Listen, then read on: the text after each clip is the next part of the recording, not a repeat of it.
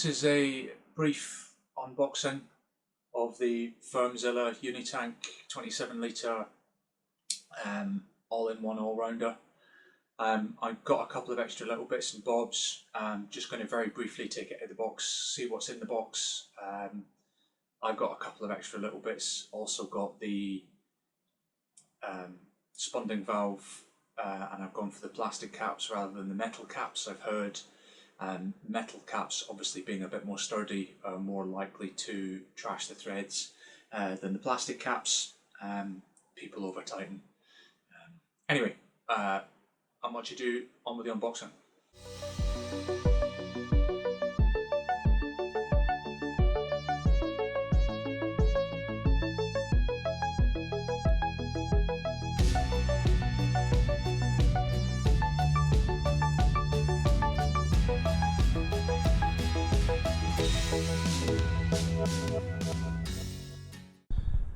Okay, so out of the box now. Yeah, pretty much everything you can see there. Box itself, obviously the plastic conical PET vessel itself, doesn't seem to be any scratches or dinks on it, encased in the plastic bag. Not a massive fan of it printed on the side. I don't know if you can see that.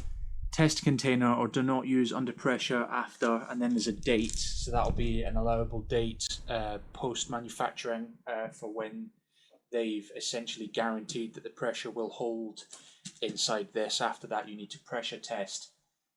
It says allowable max working pressure 2.4 bar 35 psi. However, Fermzilla themselves have said you need to pressure test it to 5 bar in order to prove it's gonna work. But if you're only going at 2.4, don't quite see the need to test a 5 bar. Anyway, that's why that's printed on there. Not a massive fan of it being printed on. It could be a label that you could take off yourself. Anyway, as for everything else that's here, the handles that need to go onto the vessel, the strap for removing the various bits. I've gone for the 60 centimeter thermal well, which I'll need to connect to the cap, the dip tube,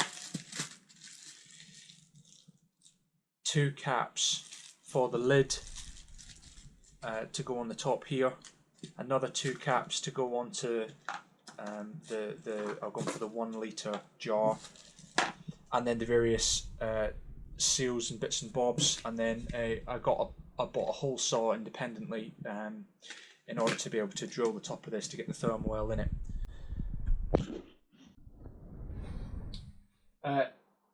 Everything seems to be in pretty good nick. Nothing's dented, scratched. There are no seals missing. I haven't put it all together yet. I've personal experience. I've downgraded from a 7-gallon SSBrewtech conical fermenter. That was 550 quid new.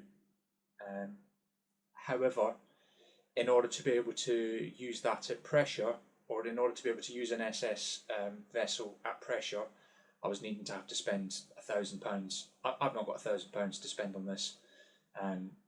Whilst people think I'm a little bit crazy for going from pressure, going from stainless to plastic, personally, the overall usability, I feel, is the same in this, if not better, because you can ferment under pressure.